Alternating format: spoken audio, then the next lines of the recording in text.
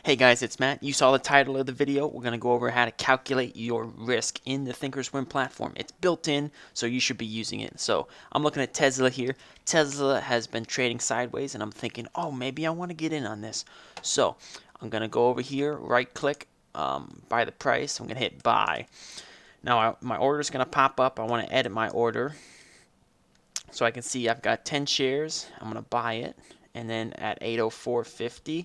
Now, if I want to analyze what the possibility of my profit and loss can be, I can come over here. It's very small. In the very corner, right by the little cog wheel to the right of that, you got to click that, and you're going to go Analyze Trade.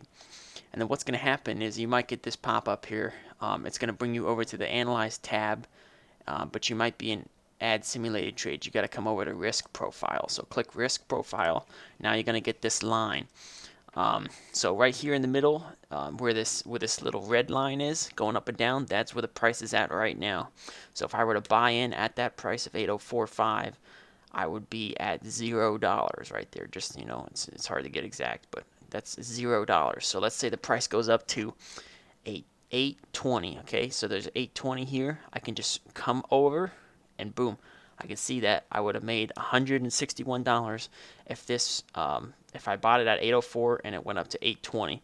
I would have made $160. So you can also edit this right in here. So if I want to get like 30 shares instead, it'll automatically update. Now if I put 30 shares and I went to 820, I would see about $400. And same thing, you can go down here with your losses. If it went down to 770, that would be $1,000 loss. So very easy to calculate very quickly. And these, you can move these around the way you want. So you can place it like I want to go. If I want to keep it on 830, boom, right there. So I can come right to it. If I want to, you know, be able to set my stop loss at 780, then I know a stop loss at 780 would be minus $700. So very easy to calculate your potential profit and loss. Now there's another way to do this. To get rid of this down here, you just hit exit, X. There's another way to do this.